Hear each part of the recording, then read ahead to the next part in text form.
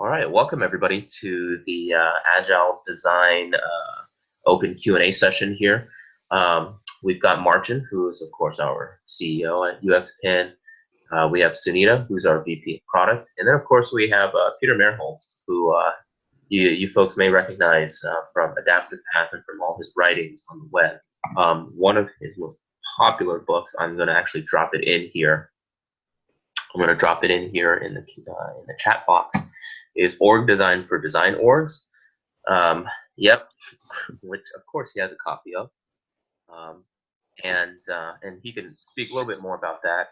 But I will pass this over to everybody here to do a more detailed introduction of themselves. And I'll start with we can start with Peter and then go to Sunita and Martin.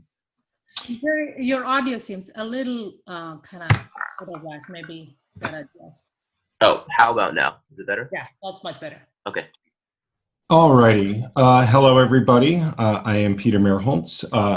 As stated, I am the co-author of Org Design for Design Orgs, which is why I think I'm on this panel to talk about teams, talk about design, talk about org structures. As Jerry mentioned, I was one of the founders and helped run Adaptive Path, a user experience firm. Did that for a little over 10 years. And then since leaving Adaptive Path, I've been a design executive in a few different companies, most notably probably Groupon, where I led design. I took a team from 25 designers to about 60 there.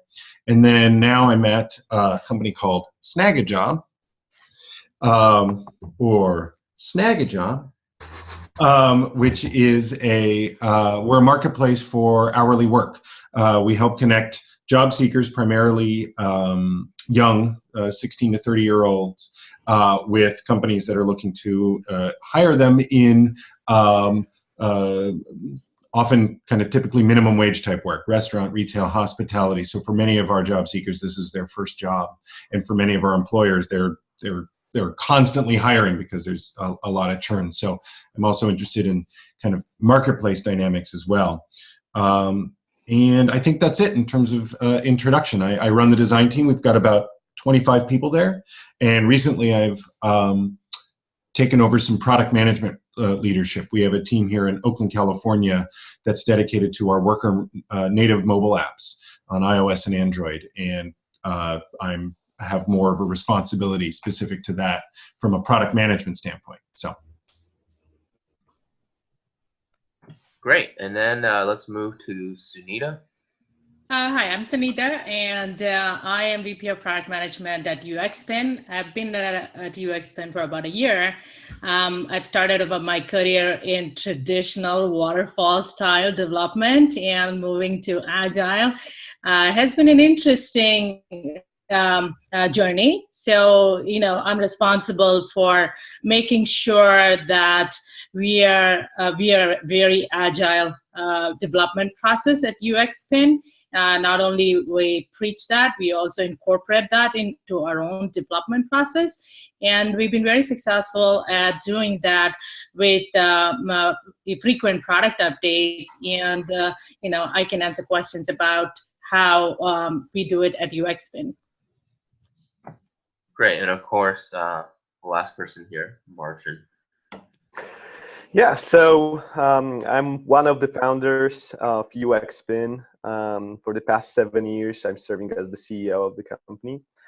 I assume what best describes my responsibilities is that I'm a professional pain in the ass for the 70 people working here. And when it comes to Agile, it's been a decade of struggle. I'm always dreaming about working in a pure Agile environment. Never happened to me. There's always an element of waterfall here and there. And I'm right now thinking a lot and working on design systems and design operations, because I believe that through a design system, through a living design system, we can finally move to a pure Agile world in which small multidisciplinary teams can avoid handoff and work together and deliver amazing experiences to the market. That pretty much sums it up. I mean, I used to work as a designer and as a UX manager before starting UXPin, but that was a long time ago. Yeah, Cool. All right, thanks everybody. So let's dive straight into the questions then. So I think the first question is, it's a pretty broad one, and it's kind of the theme of this whole conference, right?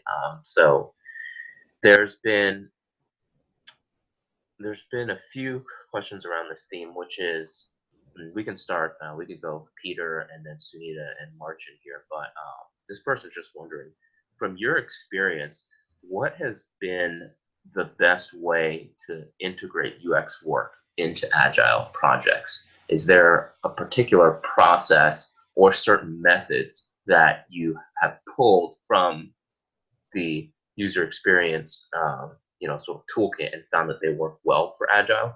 And we could start with let's start with Peter here. So I'm going to put my bias on the table here and say that I have almost no interest in Agile processes in and of themselves. And I find that when designers in particular, but companies, develop an overfocus on Agile processes, that's usually an indication that there's something else going wrong in the organization. And I am interested in agility. So I like lowercase a Agile, but uppercase A Agile, in my experience, has turns into a process just like any other. Marcin was talking about waterfall, and Sunita was talking about waterfall. And what I've often seen with companies that adopt Agile, they do some usually flavor of Scrum, and they turn that into a process that becomes about as overweight as what they're trying to replace. And instead, what I advocate for is, and why I focus so much on teams, what I advocate for is getting the right people in the room, getting them a set of expectations as to what they ought to be delivering, and again, making those expectations focused on outcome, not output, and then letting them go. And that's kind of to Marcin's point, that's an ideal that almost is never realized. Like, I'm sure he would love to have nothing more than, of the 70 people, 12 teams of 5 just like executing joyously with no issues, no hesitation. That's hard. To answer the question that was asked around kind of UX and Agile, so what I'm seeing that's working, what we're practicing at Snagajob is what I guess is sometimes called dual track Agile. We're acolytes of Silicon Valley Product Group and Marty Kagan, and what they've been sharing in terms of product management and product delivery. And one of the things that they recognize is that typical Agile developments can overwhelm not just design, but any thinking, any upfront thinking, any consideration of why you're solving a problem. Agile is really great once you have an understanding of what it is you're trying to do in terms of executing on that. It's terrible, though, at figuring out what you should be working on and why you're working on it. And so they've developed this dual track Agile, where you basically have one track that is product discovery, where you're constantly sensing and thinking about kind of the strategic issues, and then another track that is product delivery. And that's what we practice. We have our product managers and product designers regularly engaged in product discovery efforts, doing research, doing whatever it takes to kind of get inputs into our process, and then turning that into a set of essentially requirements in order to then figure out what to deliver against. So I think protecting time for that kind of upfront thinking, that research, that strategy, for lack of a better word. It's not like big strategy. It's just like, why are we doing this thing? Like, let's make sure that we're doing the right thing, is essential in order for user experience, in order to do its best work, because UX is not an execution function. UX needs to be responsive to the real needs of people, and if there's not an opportunity to take that to spend the time to really understand people, a UX team is simply going to deliver crap quickly in an Agile environment. Right. And that's actually it's a great point about how Agile is. It's really more of a delivery mechanism, right? And that's why the dual track process helps to bring some more intelligence and problem kind of discovery into the process. And yeah, let's move to Sunita. You could probably talk a little bit more about how we fit it into our process and sort of the challenges that we've also encountered along the way. Yeah, I think Peter touched on a very interesting point, that research phase, right? The strategy and the research. Just recently we kind of recognized that while we are doing Agile, we are focused so much on delivery. We were actually not doing that proactive research phase. So we just kind of figured out how to incorporate that into our own process, so that the team that is helping create these, our owners are not just renters, not that someone is doing research and other people are just executing orders from there on out. So incorporating that developers and incorporating that team so that they can become more creators and not just taking orders or it's an owner versus a renter kind of a mentality. So that's what we are doing within our own framework, so that we can be proactive about introducing this into the Agile methodology and taking it from there. And also thinking more about KPI-based development on whether the teams have met the goals and how much further do they have to go to actually meet the goals of those features or functionality that we are talking about, or the value that we are talking about, and making the teams creators from that perspective too, I think goes hand in hand with the Agile methodology. That doesn't mean that you don't think through stuff. Agile doesn't mean that you don't think through stuff early on. It just means that you incorporate and proactively get feedbacks into the team so that they can feel successful at delivering the product. So that's my thought process there on how we use Agile to our benefit to get frequent product updates and the right product updates to the market. Right. And Martin, you could probably speak a little bit more just about your past experience, even before UXPin, about how the two have either successfully or unsuccessfully worked together. Oh, absolutely. In fact, I wanted to start with a journey way past my early experience as a UX designer on semi-agile teams. So I grew up in a communist country, right at the end of communism, which over time made me very sensitive to central planning. And communism with a centrally planned economy, it really points out a couple of dangers that we can see in product development as well. So if you plan centrally for a long time in the future. And in Poland, we had plans for 15 and 25 years back in the early days of communism. The whole problem with that is that you are just, first of all, that's a shortcut to a disaster. It has been proven many, many times, but it also just kills your ability to adapt to the changing conditions on the market, right, in terms of economy. In terms of product development, it just kills the learning process, right? So you're minimizing your chances to learn from all the micro experiences that you're delivering on the market, and therefore you are just minimizing your chance to deliver a great product, right? Because you might be getting all the details wrong. But I really like what Peter mentioned about the dual track Agile, and I wanted to add a little bit to that to make it a little bit more practical. I mean, more practical in terms of my reference to communism, because what does it mean in practice, right? So I do agree that the North Star has to be there. The top level strategy cannot be achieved in an Agile way. But there's an even smaller degree of the strategy, the general plan for a particular experience. Agile is also pretty terrible establishing that. I would say that on that level, you're looking for the mining site, right? You're looking for the space where the gold might be. And this is perfect for just like centrally planned activity. But then to go deep, to execute on that, to find the gold, you have to iterate. And then the Agile process really comes in play and plays an important role. Now, where does UX fit into this model? And that's always so difficult. Because designers, we have tendency to go towards central plan, right? We like to plan all the things ahead. We like to see the entire experience. We want to dream about the experience of users. But we have to do a reality check often enough so to avoid mistakes. And that means that we have to be involved in sprints, right?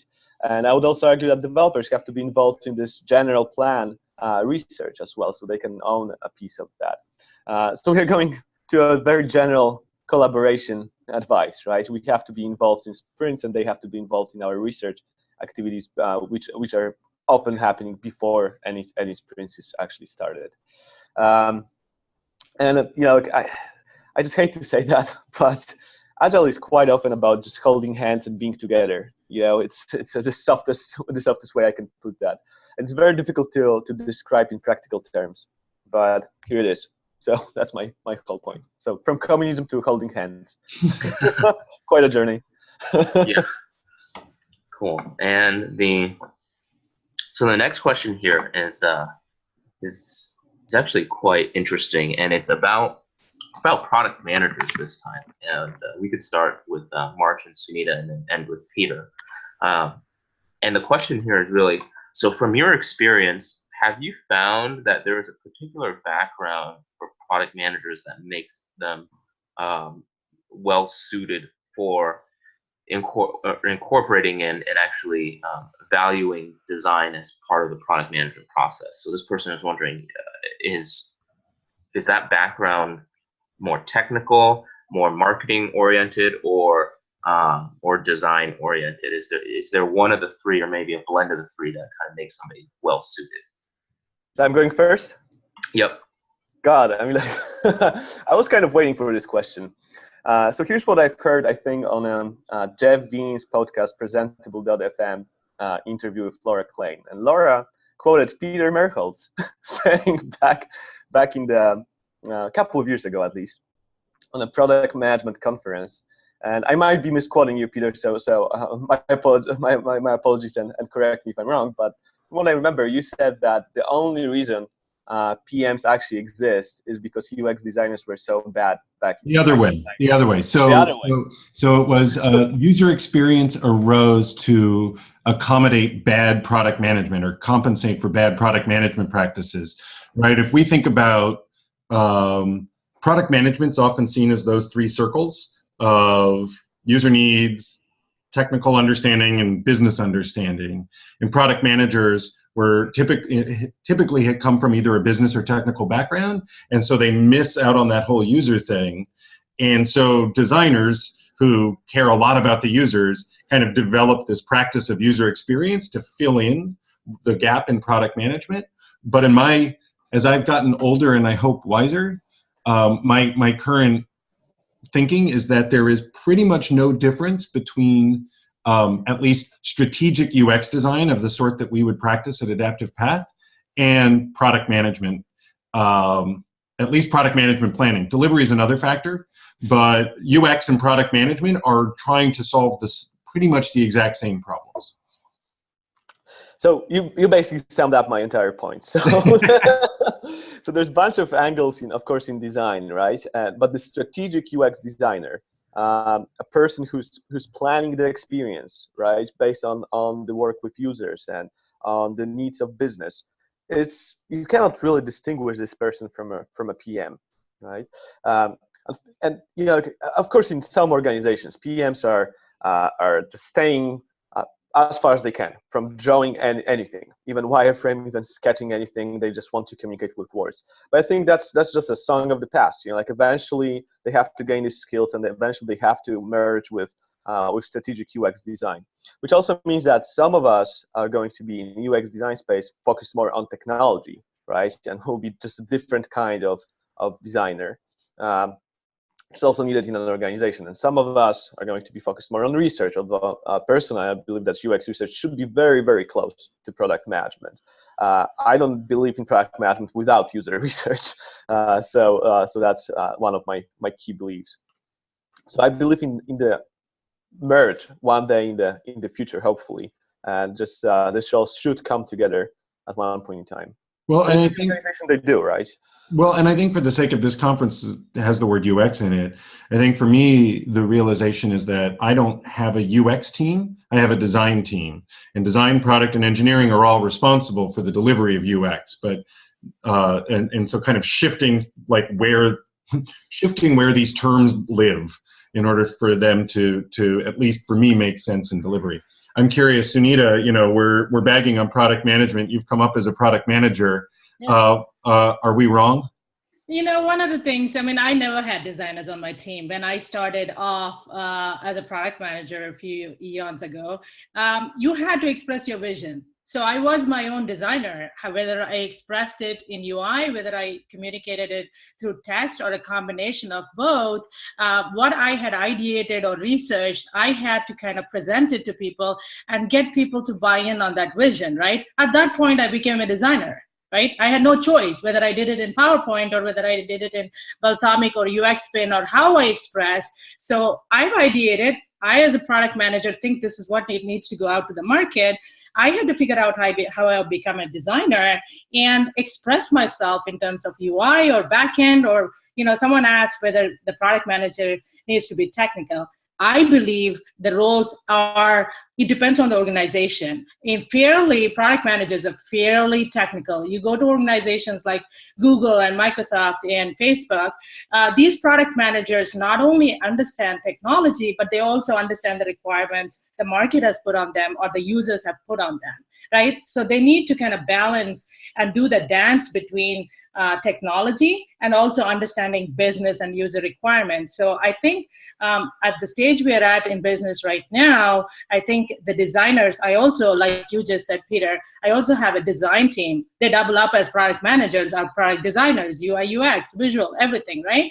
So they're creating the product. So I think the industry is getting to a state where all these roles are morphing into who can best design the product that brings in business, right? That's what a product manager is. So whether it is part design, part product management, and part technical management, so you bring in all those things together, I think that's the new definition of product management per se.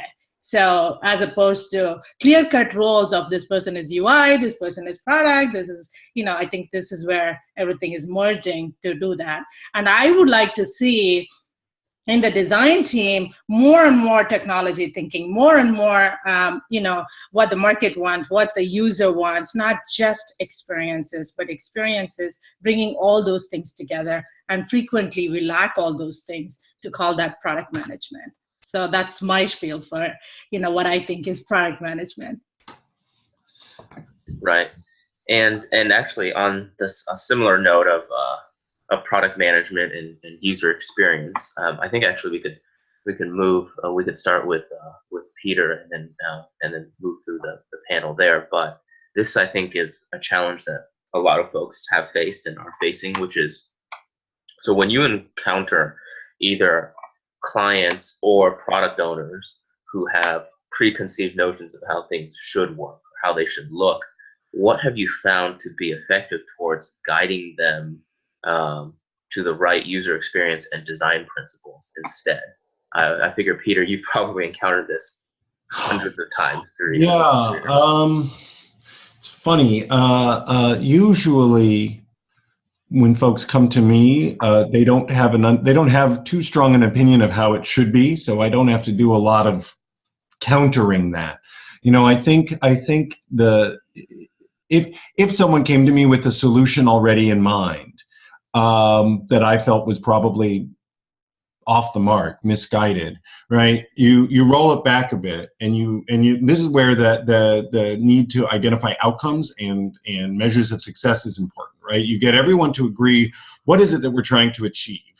And then when you start with that, then you can move forward on design solutions that try to realize that, as opposed to someone already coming with a solution. So it's a bit of, not quite judo, but it's a bit of reframing the discussion, and you might end up wherever this person started. That this person might have had some insight that led them to realize a good solution even before that. But you will likely find yourself going down a different path. One of the things I stress in talking about design work is this idea of the double diamond, and the double diamond, you start at some initial insight, but then you need to go broad. You need to explore an opportunity space before you figure out what is the solution that you then converge on.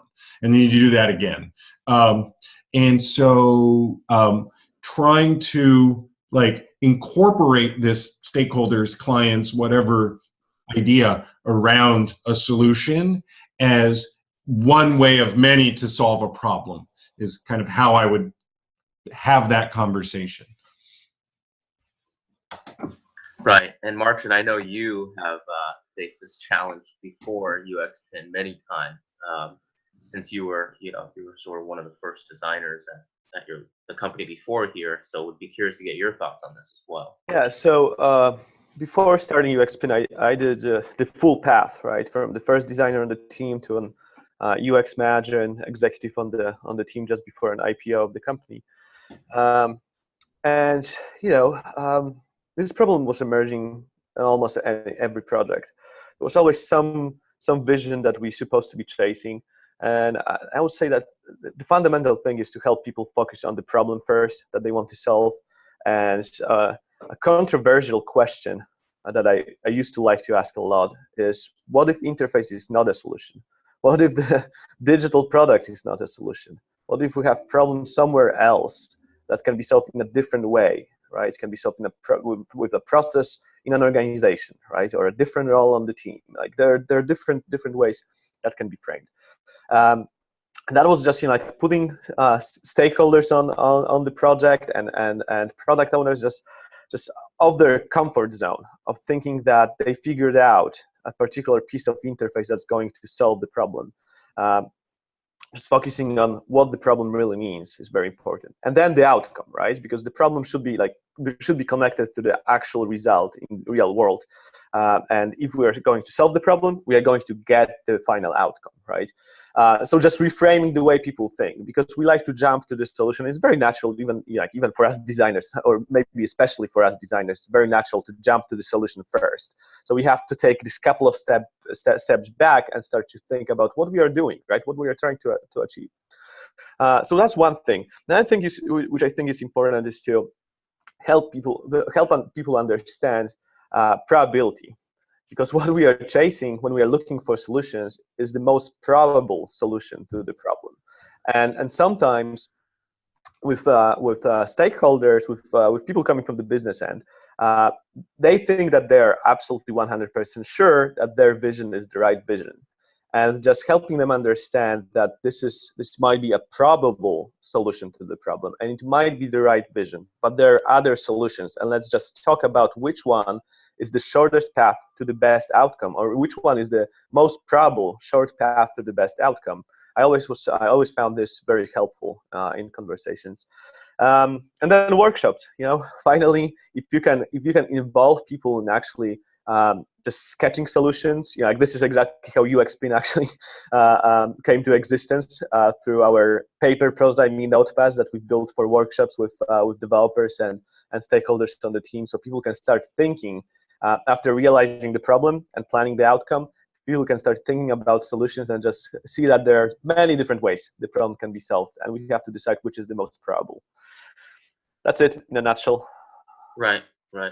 And now we have a question that's really more about organizational design. So I think we can start with Peter and then move through the panel. Peter and then Martin and Sunita. And this one, of course, is about ratio, right? The age-old question of, in your experience, have you seen there's a particularly sustainable designer to developer ratio? Just curious also about how you may have structured the design team at Snagajob as well, and how that plays into the overall development organization. Yeah, so this question always comes up. We addressed it in the book. I mention it in pretty much every talk. Someone asks how many, what should it be? And it usually comes up because someone starts framing a problem that they're facing. And it becomes clear to me that the reason they're facing that problem is that they are the one, or there's two designers in an organization that is 20, 40, 50, 100 engineers. And these folks are just overwhelmed.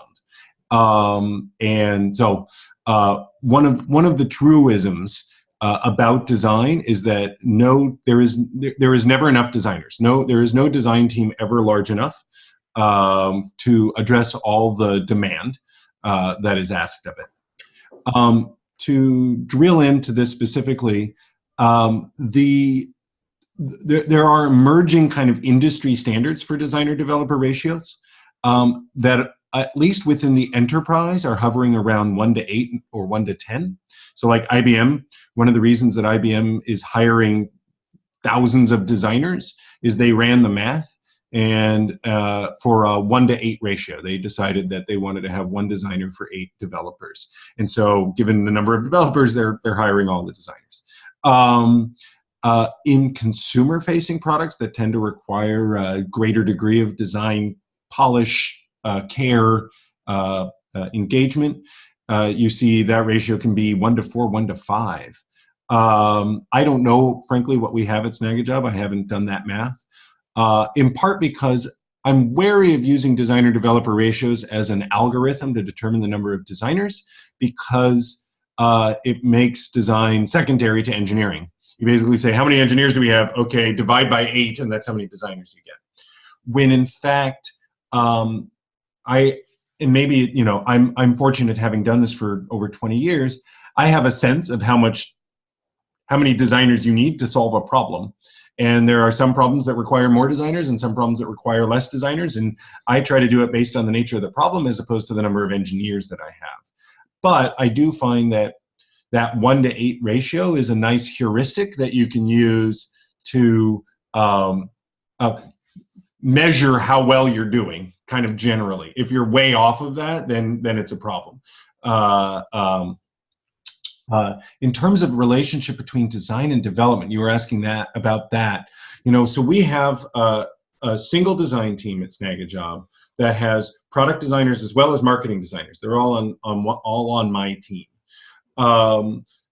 They tend to work on different things. Marketing designers are responding to kind of marketing requests and needs, and product designers are responding to product requests and needs. But we've done some reorganization recently where our marketing and product teams are also aligned in terms of the customers that they're working for. We're using personas as an organizing principle, with the hope that we can have our marketing and product designers start to work together more. And the most obvious place where this happens is growth design, because you know, the person designing your website and the conversion funnels, is that a marketing design problem or is that a product design problem? And I would say the answer is yes, it's both, because it's a service design problem.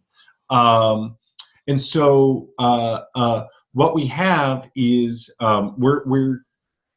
my philosophy, what we talk about in the book, is not to embed designers within scrum teams or squads or whatever you want to call them, but to have a design team, so a team of 3, 4, 5 designers working across a set of kind of contiguous features. So in an example I use when I give a talk, let's say you're designing an e-commerce site, and your e-commerce site has a home page, has a product page for, you know, showing off whatever the product is, has search and browse functionality, and checkout, right? And you might have 4 or 5 different scrum teams, squads, for each of those features. One way of solving the problem would be to embed a designer in each of those teams. What I would argue what you want to do, though, is actually have a design team that goes across all of them, and holds that shopping experience together instead of being embedded, because they can make sure that as a shopper is moving from the home page to a product page to checkout, it's hanging together as a coherent experience. Whereas if you embed designers, they start solving problems in isolation of one another, and then when you bring all these things together, you get a very you get a disconnected experience, an incoherent experience. So. Right. Yeah, Martin, would be great to kind of hear your thoughts. I know you've spoken with a lot of design leaders too, right, about this particular that's right. topic. Yeah, so I was reflecting on my time as an UX manager in the past, and I remember that after proving that for that particular organization, design was making a lot of business sense. That took a couple of years to actually prove that in practice. But once they got the idea, they asked me like, what is the headcount that we're supposed to have? And back in those days, there was only one book about UX management by Arnie Lunt from Microsoft. And I remember that he wrote that like the ideal ratio of designers to developers is 1 to 10, right? And years after, people are still saying like, okay, there's there should be 1 designer to 8 to 10 developers, and I see it across many organizations being applied. And it might be a good rule of thumb. I'm not criticizing this as a rule of thumb. I think the question is incorrect about how many designers should we have on the team. Because what I typically see in organizations, working with our customers, like doing the research for UXPin, it's not that there's not enough designers. I do frequently see that there's not enough of good design in an organization. And that's the fundamental problem. And something that the trap that I actually fallen into in the past is the myth of actually scaling design with the number of designers, with the headcount. You would think, and the business will expect, that by hiring another 10 designers, you will deliver better experiences faster, and you'll be able to take on more projects. That almost never happened, right? Unfortunately, you hire more designers, you get more inconsistencies across your product, which you have to maintain, correct, fix. You get way more discussions. So if there's not a solid framework in place for design, right? Like design system with set of rules of implementation, with set of rules for decision makings, with a very solid process, then you can hire as many designers as you want, and you will only get slower. So whenever I'm thinking about the ideal structure of a design team and ideal ratio to developers, I'm just asking myself a question like, how do we actually deliver better design? And do we really need 1 to 10? Maybe we do. Maybe we need 1 designer for every 3 developers. Maybe we need 1 for every 30. Like that varies. But the most fundamental question is, how do we structure the design process, and how do we maintain consistency across design projects so we can work fast? And that's it. Like I found it many times that sometimes having a smaller design team working with bigger groups of developers is actually better than having one designer working with 3 developers. So there are no easy solutions, unfortunately, here. It depends. It depends. But the book is still good. UX Management by Arnie Lunt. It's still a very solid UX management book. Right. And now, Sunita, maybe you could talk a little bit more about if ratios are even have been a consideration on our team at UXPin, and not just designer to developer ratio, but even even with researchers and with project management folks as well.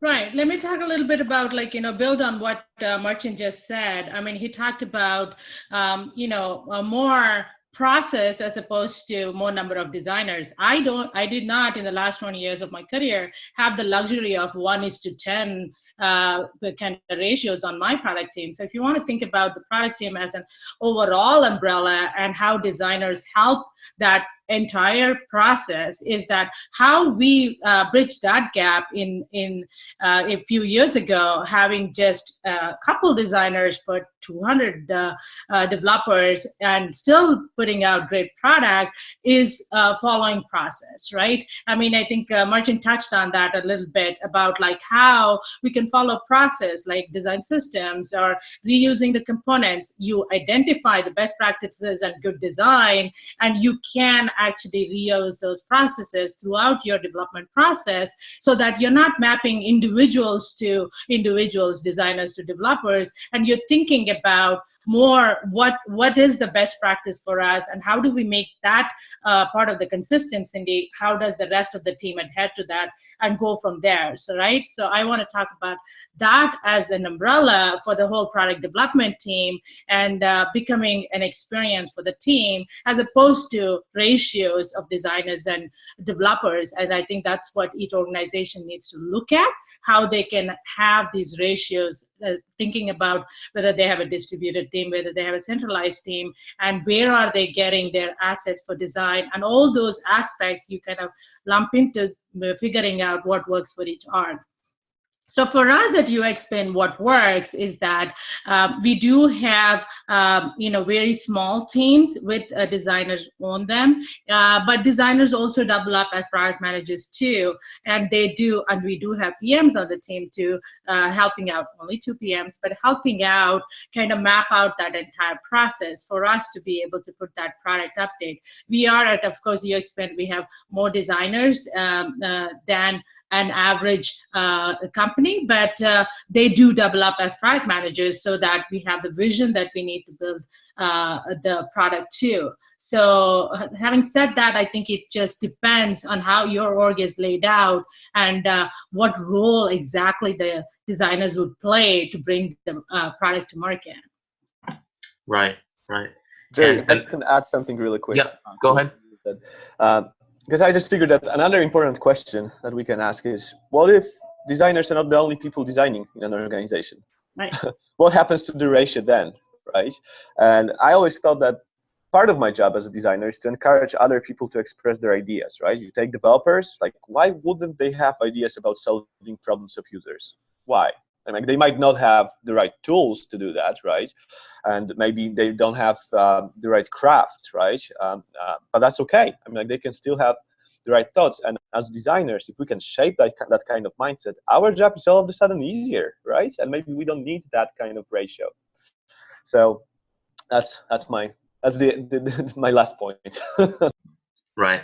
The next question we have, this is actually specifically for Peter here, and someone here is curious, based on your experience at Adaptive Path, do you have any advice for UX consultancies when it comes to helping clients to establish their own UX competencies? So basically teaching them to fish. Have there been particular strategies and tactics that have worked well in the past for you? Buy my book. Give it to them. Tell them to buy my book. Yeah. It's funny. So when I was at Adaptive Path, this was probably less of an issue. It would come up occasionally as companies were realizing they wanted to have an in-house team. And there's a larger conversation about the role of the design consultancy and the kind of UX design consultancy in a world where more and more companies are building their capabilities in-house. On that thought, one of the things I'm seeing is that pure design firms are having a hard time, whereas firms that do design and development are having it much easier. Anyway, and so I think in terms of teaching them how to fish, well, one of the challenges that a consultancy will have is understanding that when you build a design team in-house, you're building it inside an organization for whom design is not the goal in and of itself, right? For a consultancy, design is the goal. For a consultancy, that is an organization optimized to deliver good design. When you're going in-house, you're now having an organization optimized to deliver value, to deliver quality, but it's not specifically designed. And so figuring out, it's one of the reasons we wrote the book, is figuring out what works within a consultancy. What are the principles you can take from a consultancy practice and bring in-house? So, for instance, one of the ones that for us that was so important, and I stress when I speak about this publicly, is this idea of design teams. I think too often companies rely on designers as individuals. This kind of unicorn of the visual interaction designer who can also do some front-end development. There's an over-reliance on that model because you're trying to embed design within these squads. And instead, one of the things that we saw that was so powerful within a design firm always has a team tackle a problem. And that team will have a spread of skills. You'll have some people better at visual, some people better at interaction, maybe someone doing content, maybe someone doing research. And when you have that spread of skills tackling a problem, you get better answers, you get better results than when you just try to throw one person into it. And so that's where, when I was talking before about this team that oversees that broader shopper experience as opposed to looking at these individual features in isolation, part of that is recognizing that a team can just do better work. most importantly is, I would say, you get the spread of skills. When you're embedding designers, you tend to embed the visual interaction designer, which means you're missing out on research, you're missing out on content, you're missing out on strategy, you're missing out on a lot of necessary skills. If you can think about a team working on a problem, you now are free to have a content strategist on that team, whereas before, how does content strategy penetrate that kind of embedded model is a challenge. So let me see if I can actually answer this question. So I guess it would be helping this organization understand, for a consultancy to help their clients understand that design operates differently than maybe their other functions, trying to create a space for design to succeed. I think one of the challenges that I've seen in-house as teams are hiring designers and building out design teams is that there are a lot of operations that don't take into account that designers are different as a professional, right? And so, you know, your performance reviews and your how professional development is handled and career growth and all that stuff is actually different for designers than it is for many other functions and needs to be accounted for. If you assume that when you're hiring designers that they're going to be on the same kind of corporate ladder that your sales team is or your marketing team is, you're going to frustrate a lot of designers. Designers often don't want to manage other people, but if the only way to grow as a professional in your company is that you end up managing other people, that's going to be a challenge. And thankfully, in a lot of organizations, designers can draft on work that engineering has done, because engineering figured this out years ago, that many of the best engineers want nothing to do with managing people. And so they've developed kind of a dual track career ladder where you can have individual contributors and managers in parallel. The same thing is true for design. So you want to help these companies understand how to nurture this design function, whether it's from a process standpoint and an output standpoint to get good design, or from a recruiting and hiring and people standpoint to attract and retain the best talent. You need to pay attention to all of that. That was actually not to be glib about selling the book, but that was one of the main reasons in writing the book, is that companies understand, when they think about design, they understand it as output, they understand it as pretty pixels, they understand it as you know, what Apple did, but they don't understand that there's these managerial and operational challenges that if you want to build a sustainable design practice, you need to pay as much, if not more, attention on designers as people as you do on designers as crafts persons. Right. Peter, I have a quick question. So the design team that you're describing sounds so interesting. In my experience, companies rely on universal designers, designers who can cover a couple of roles at the same time, because they're much easier to manage, right? So I wonder if you have any tips of how to manage such a team of designers with really diverse skills, right? And taking part of a different part of the process. Yeah, so it's you know, the challenge is trying not to be overly balancing specialism and generalism. Mm-hmm. This is a common challenge when hiring designers. And what I learned at Adaptive Path and when I practice in-house is not to go too specialist. I don't want someone who is only good at visual design, someone who's only good at interaction design, someone who's only good at user research. One of the things we promote in the book is that people kind of have it's kind of like the T-shaped model, but a little different. People have one or two areas that they are best in, and then other areas that they are at least competent in. Frankly, I don't know if I would hire myself from 20 years ago today, because I was really good at a narrow set of things, but not generally good. But I came in during a different time.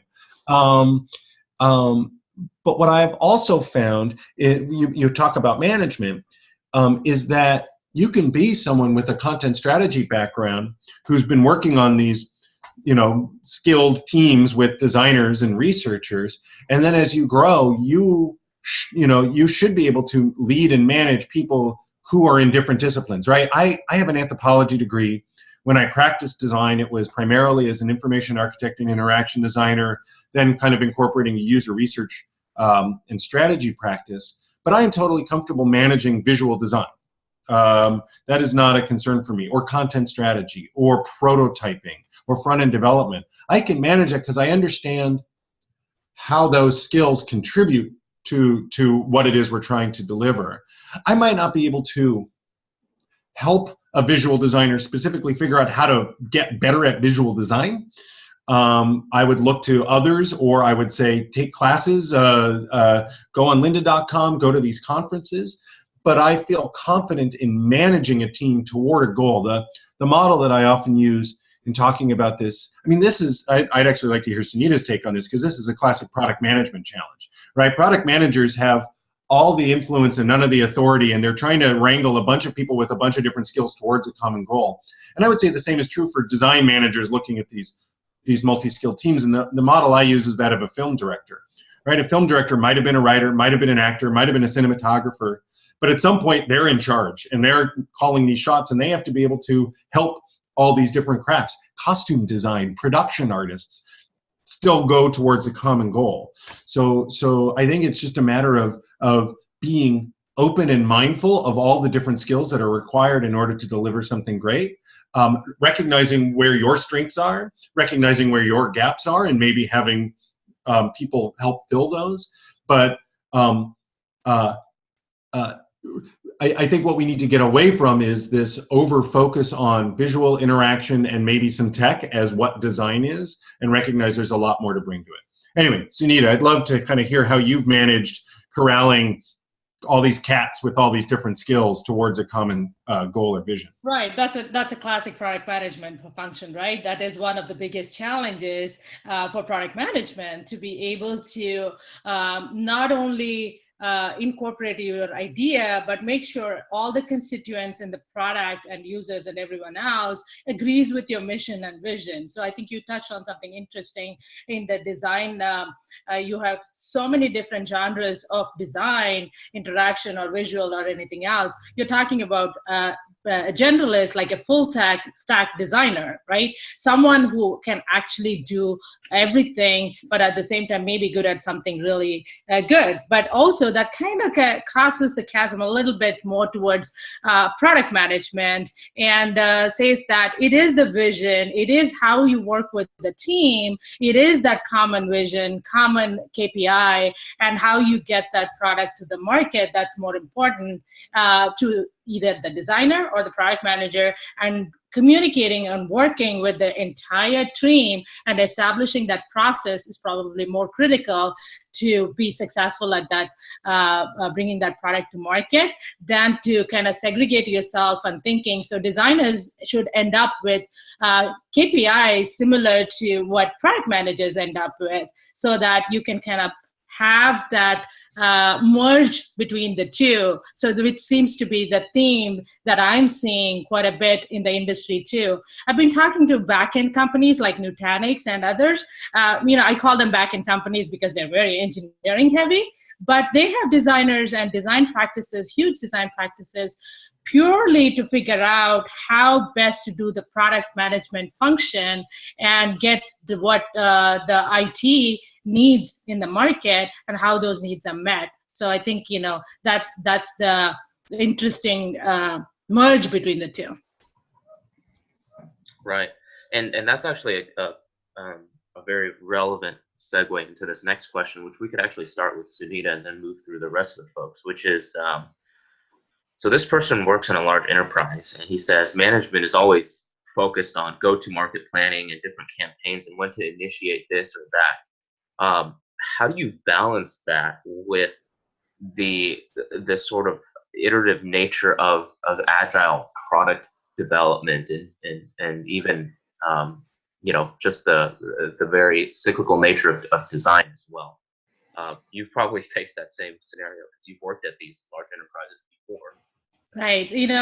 What we used to have traditionally are these MRDs, market requirement documents. People probably don't even identify with those things anymore because there's no concept of PRDs and there's only user stories now. And small chunks of development in the Agile world, but stakeholders did come in, well, if marketing was the stakeholder and the customers were stakeholders, they did come in with preconceived notions of what they want. And, as a product team and as a product manager, to incorporate not only what you've gotten from the stakeholders, but also I'll use Merchant's term here, micro learnings from user research and testing and everything else, and incorporating that is definitely a function of the product owners or the product leads, I'm using all these terms kind of interchangeably, product managers, product designers interchangeably, so that you actually can put out the right product so that you can have that successful go-to-market. Not necessarily just the requirements that came in is enough to get that right go-to-market. You do need to incorporate those learnings and design and, become part and parcel of your sprint planning and everything else so that you can have that successful campaign. And that is definitely the role of the product team, be it a developer or be it a product designer or be it product manager, or product owner. So, I think that's what it needs to happen so that you can have a successful go-to-market with KPIs attached. Jerry, you're on mute. Oops. I was going to say, I think we can move to Peter for that as well. I'd be curious to hear, just from your experience, have you ever faced scenarios where people, they sort of have this demand for a long plan and a long vision, and you have to kind of steer them towards understanding that things change and how to prepare for those changes that are inevitably going to happen along the product development lifecycle? Yeah, that was a challenge that we had. Going back to Adaptive Path, we would have clients that would have this very big vision of what they wanted to deliver, and we needed to help them understand that they couldn't get that out of the gate. It was impractical. It would take 2 years of effort, and by the time you launched it, the market would have moved, and you would be irrelevant. It was actually at Adaptive Path, one of my colleagues, Brandon Schauer, developed the cake model of product strategy. If you've ever heard of cupcakes, birthday cakes, and wedding cakes, as kind of phases of an experience that you're delivering. That's where that came from. More recently, there's that drawing that has gone around from Henrik Nieberg. He's an Agile coach of the how do you build a car? There's the wrong way to do it, where you start with the wheels and then you kind of, after 4 steps, you finally end up with the car. Or the right way to do it, where you start with the skateboard, then a scooter, then a motorcycle, or a bicycle, then a motorcycle, and then a car, right? And the idea is at each stage you want to put something out there that is a complete experience. It might be a small experience, but a complete experience that people can draw value from, and that the people developing that experience, can learn from. Right? You can see how people are using it and learn from it, and as you learn, you'll realize that, like, oh, we thought this, but now we see that, and your plans will change. But I think important to this is something Jared Spool stressed, and it's something I've seen in my own work, is that every team does need to have a pretty decent big vision. You need to have some sense of where you're going to be in 2 to 3 years, because that's kind of what aligns a team towards some common goal. And if you don't have that vision and alignment, from the beginning, people are kind of chaotic. They're going in a bunch of different directions. The thing that you have to remember, though, when you have a vision like that, is that can't be considered gospel. It can't be a death march towards that vision. You need to be able to take in new ideas and input along the way, and realize, like, oh, well, we thought in 2 to 3 years we're going to be there, but instead we're going to be somewhere else that is 60% the same, but then a whole 40% that we hadn't even known about, because we're learning from the market as we go. And that, for me, when getting all the way back to this kind of conversation about Agile and UX, that's the value of taking an Agile mindset, is getting stuff out there, learning from it, and incorporating it, and incorporating that while you still have an idea of ultimately some sense of where you want to go. And the challenge is continually kind of balancing between what are we doing today and where are we trying to head, and not going crazy trying to keep both in your mind, and not not getting too narrowly focused, not too limited, where you're only thinking 2 sprints ahead, and then you get there and you're like, now what? But not only thinking 2 years ahead, where by the time you get there, again, you're rendered irrelevant. So that's the challenge of leadership. Someone like Sumita, that's the challenge of leadership is really kind of balancing between these different perspectives constantly going back and forth. Right, and actually, I think you made a great point, Peter, about the flexibility that you need to have in an overall vision. And I think, Martin, you could probably touch on that a little bit, especially since at UXPin we're just hot off the release of our own design systems platform, which was a somewhat of a pivot in a way for our product, right, which was traditionally known for being a prototyping tool. You could probably talk a little bit about just how that vision translates down into even the epics and the sprints, and how there is a built-in flexibility that we try to operate with. Sure. So my perspective on building products changed completely throughout 7 years of running my own company, right? So from a designer to a business owner, like, this path is really transforming the way transformed the way I started to see product development. And Sunita is going to probably just go crazy in a second, because I'm tormenting the team with 2 concepts in product development. Number one, we have to distinguish innovation phase from optimization phase. And number two, Sunita's nodding because I'm talking about it every single day.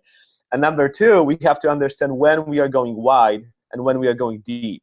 Because there are completely different phases in building products. So about our design systems project, like, that's a typical let's go wide phase of building product, which means that we were searching for the key value that can really, or key solution to the value that we always wanted to provide. So when we started UXPin, we only cared about making software development faster, more focused on better experiences, and more scalable. And we're searching for something that can deliver this value.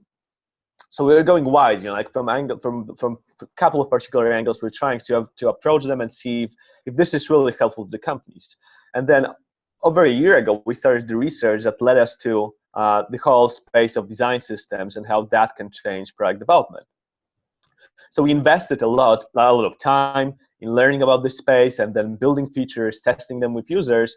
And then when we realized that this is the place where we want to be, because we can see the value and we can see the outcome in work of our customers, then we decided to go deep into that, right? And that's a completely different phase. We are not searching for the market anymore. We want to optimize the entire experience for the ideal product market fit. And I always like to emphasize that product market fit is not a binary. It's not like you have it or you don't have it. You have a percentage of it over time, and you should constantly be looking for a way to improve it, and that's going deep. Now, innovation versus optimization, the whole notion, and this is very important for developers, as I notice, is that we have to understand when we are searching for the new thing that's going to be transformative for the market, and when we are optimizing the thing. And to run a successful business, I would argue that you need both. You cannot just constantly innovate. And like, this whole discussions about Apple are a little bit funny to me, because I think like, they're in an optimization phase for part of their market that is really doing well business-wise, but people accept constant innovation. But it doesn't mean that they would suddenly innovate and create something completely new, a new product that would actually do any good to their business, right? So I think they recognize well when do they have to innovate and when do they have to optimize, and we can apply that to any business, right? So design systems for us, like the current release, we are in the optimization phase for this release. We are constantly talking to customers and fixing really small things or adding small things, right? There's a couple of things that we are working on right now which are in the innovation phase, so completely new solutions on the market, but we want to understand the differences between these two constantly. And that's my whole approach. Right, and I think since we are out of time now, I think that's actually a good closing note, because it ties back into what Peter was talking about in the very beginning, right? Which was this idea, the standard double diamond of design, and also how that maps to dual track agile. Because I imagine a good portion of that innovation work happens during the divergent process, right? When you're really opening things up, and then you probably discover more optimizations later on as you're starting to build the solution. And you're still doing a little bit of research, right? But it's the research at that point doesn't necessarily become those, massive, sort of aha moments that you get perhaps at the very beginning. And so, yeah, that's actually a great note to close off on. And I think in closing here, Peter dropped this note in here, but I will actually put it back in here again, which is this is the link to his book, Org Design for Design Orgs. And he actually co-wrote this with Kristen Skinner as well, who was at Adaptive Path, right? And now she's a VP of Design at Capital One. She's still at Capital One, yep. Yeah, at Capital One. And so there's a link there. He was cool enough to actually drop the link there with the discount code for actually half off the ebook or 40% off the printed version. So yeah, it's definitely worth picking up. Of course, if you're interested in any of the topics that we talked about today in more detail, that's a great resource to really dive deeper into. And on that note, I just wanted to thank you, Peter, for giving us some time on a Friday morning to join the discussion here. A lot of folks really found this insightful and useful.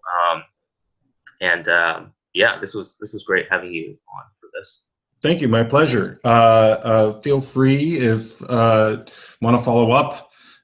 There's 34 unanswered questions I see. I don't know how we'll tackle them, but we have the blog, Org Design for Design Orgs. We don't write nearly enough on that, but one of the things that does get us to write are good questions that prompt an answer, so that's a way to get content.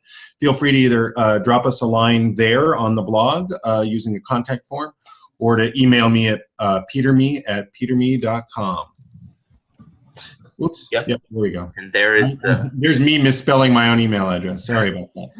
Cool.